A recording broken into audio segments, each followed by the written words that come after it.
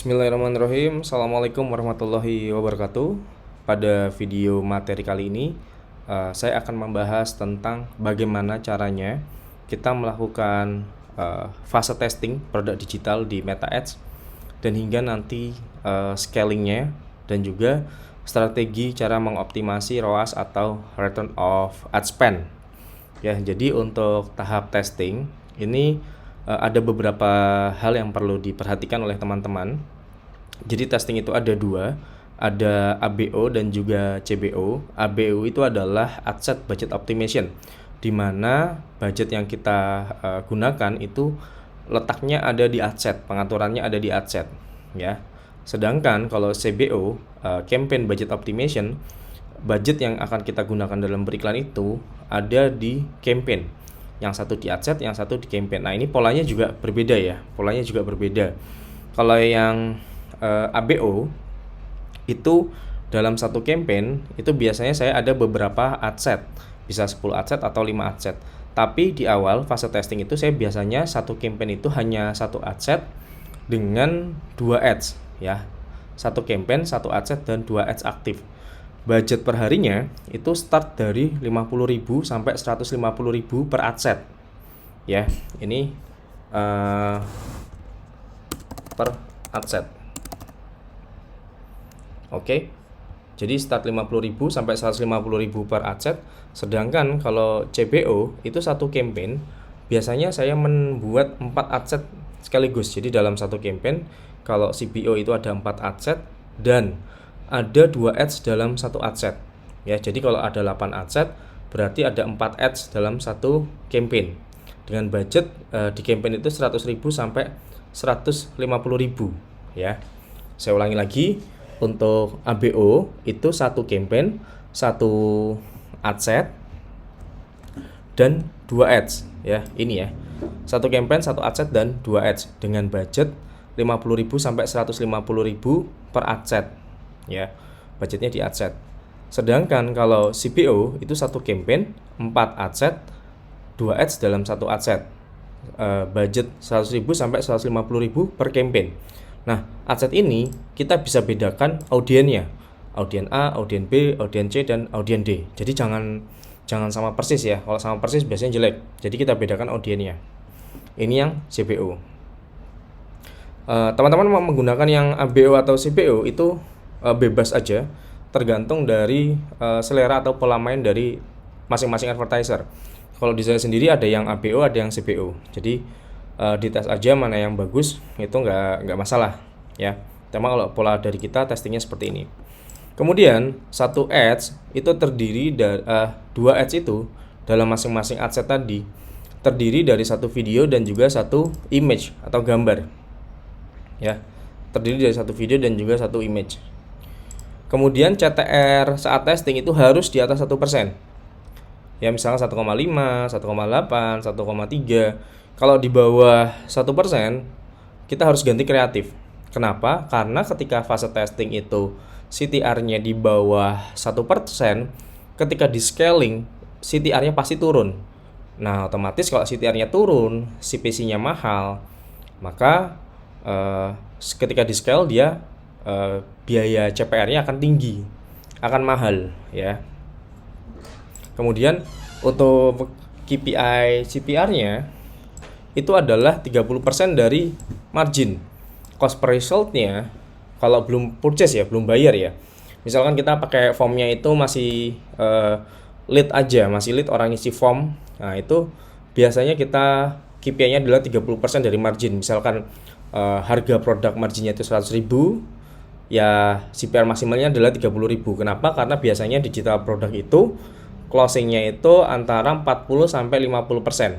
Jarang ada yang sampai 80% atau 90% kalau case di saya.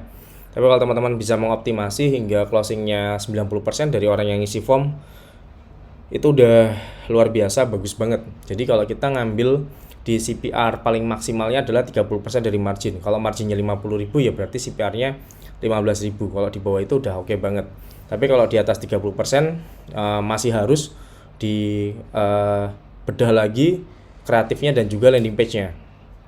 Nah, kemudian setelah kita mendapatkan result yang seperti ini, kita bisa cek dari data 3 hari terakhir performa campaign aset yang bagus itu dilanjut. Tapi kalau yang jelek dimatiin, diganti yang baru. Ya kenapa 3 hari? Karena biasanya hari pertama, hari kedua itu perform iklan itu belum terlalu bagus. Ya, jadi idealnya sih sebenarnya 7 hari, tapi kalau saya 7 hari itu terlalu lama karena kayak saya budget testingnya itu biasanya per hari bisa sampai 200 sampai 500 ribu. Jadi saya 3 hari cukup. Tapi kalau teman-teman 50 ribu budget testingnya per hari, mungkin optimize deliver campaign-nya itu bisa sampai 7 hari ke depan. Ya jadi sebenarnya banyak-banyakan Facebook mengambil data aja sih gitu, walaupun nggak ada parameternya harus budget berapa, cuma kalau dari Facebook itu idealnya adalah 7 hari performa campaign-nya.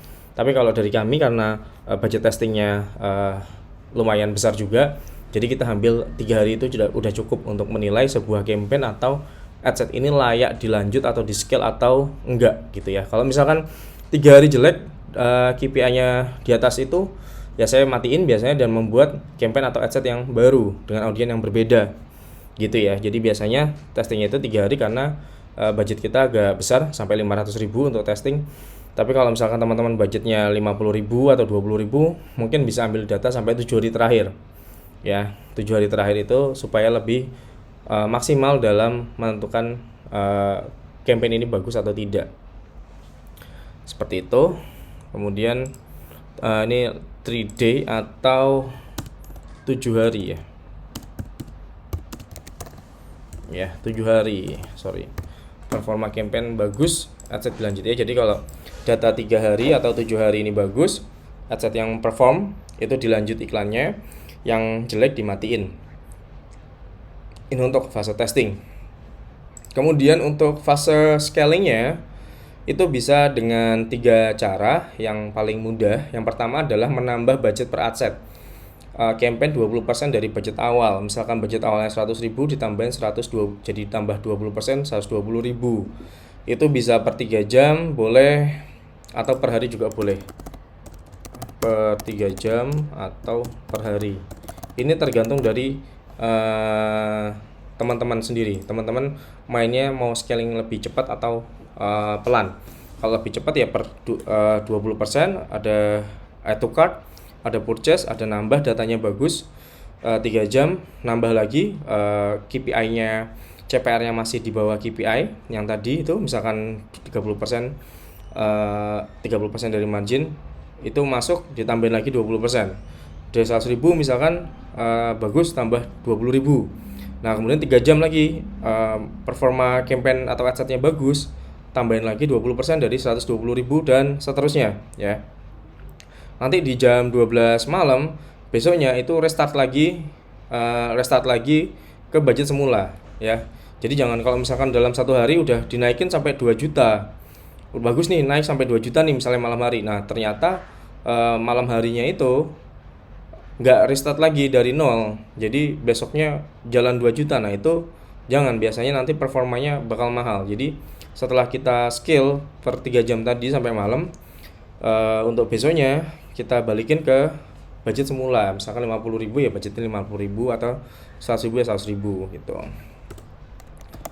Jam 12.00 saya tambahin ketika campaign off, budget di restart ya, budget di restart ke budget semula ya.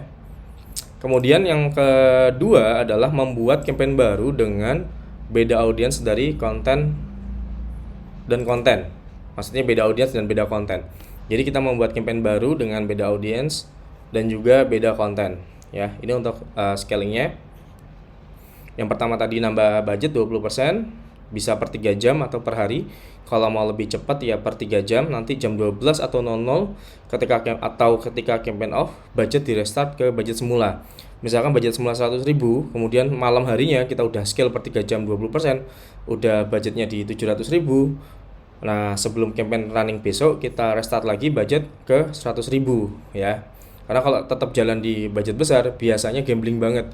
Ada yang tetap bagus, ada yang jadi mahal. Nah biasanya kalau yang mahal itu boncos nantinya. Jadi kalau saya lebih prefer untuk mengembalikan budget ke semula. Ya, ini ya. Kemudian yang kedua adalah membuat campaign baru dengan beda audiens. Campaign 1 misalkan menggunakan audiens A, cooking. Campaign 2 menggunakan audiens cake dan lain sebagainya. Kita bisa bedakan audiensnya dan juga kontennya. Kenapa konten dibedakan? Supaya audiens yang bertabrakan melihat iklan kita itu nggak bosen, ya, nggak bosen. Jadi kita harus memperbanyak konten di sini.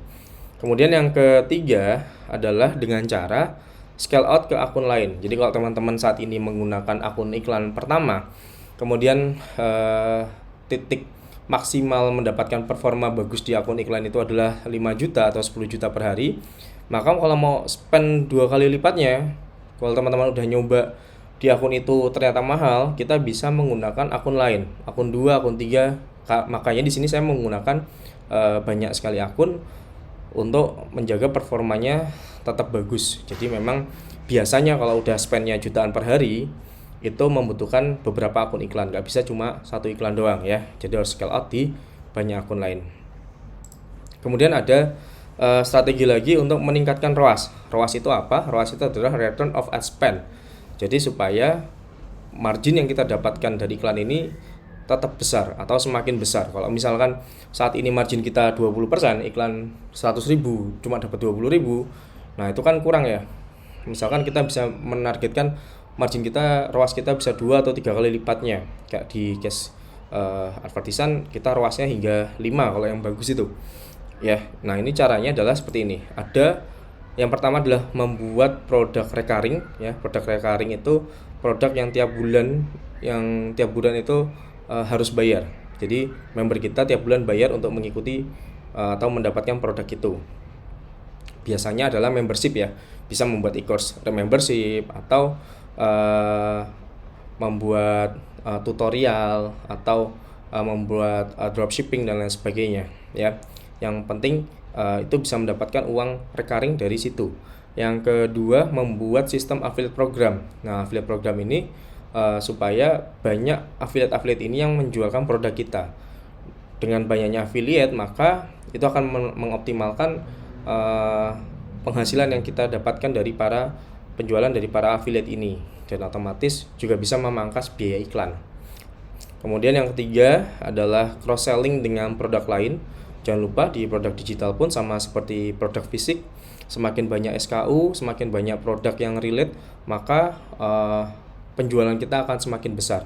Di advertisan sendiri itu banyak sekali member yang beli lebih dari 2 atau 3 kelas. Jadi kalau nggak cuma satu, kita punya beberapa kelas itu banyak member yang beli dari kita itu 2 atau 3 kelas yang lain. Kita tawarkan produk cross selling ini dari ke user-user advertisan. Oke, yang keempat adalah auto one time offer. Apa ini? One time offer ini adalah ketika ketika customer kalian membeli sebuah produk, kita kasih diskon tambahan untuk membeli produk kedua. Jadi ini sebenarnya digunakan oleh minimarket, katakanlah misalkan Alfamart. Di situ teman-teman beli belanja 50.000, kemudian si kasir menawarkan tebus murah produk misalkan minuman atau sabun dan lain sebagainya. Nah, itu bisa dibilang auto untuk produk offline-nya ya. Kalau untuk online-nya adalah misalkan orang sudah membeli produk A senilai 100.000, kita bisa tawarkan produk B dengan harga diskon, misalkan diskonnya 50%. Jadi Kak, terima kasih sudah membeli produk A seharga 100.000. Ini ada promo untuk Kakak karena sudah membeli produk ini. Kalau mau nambah produk B hanya cukup menambahkan 50.000 aja. Jadi total harganya 200.000 misalkan seperti itu. Nah, ini adalah auto, ini juga sudah kita jalankan. Jadi ada 4 sistem ya: recurring product, sistem affiliate, cross selling, dan juga auto. Ini untuk mengoptimasi ROAS atau mengoptimalkan keuntungan dari digital product. Oke, semua materi sudah disampaikan. Terima kasih sudah menyimak dan juga sudah menyempatkan waktu untuk belajar dari video insight ini. Mudah-mudahan ada manfaat yang teman-teman nantinya bisa dapatkan dan juga bisa berdampak untuk penjualan digital produk dari teman-teman semua. Terima kasih. Assalamualaikum warahmatullahi wabarakatuh.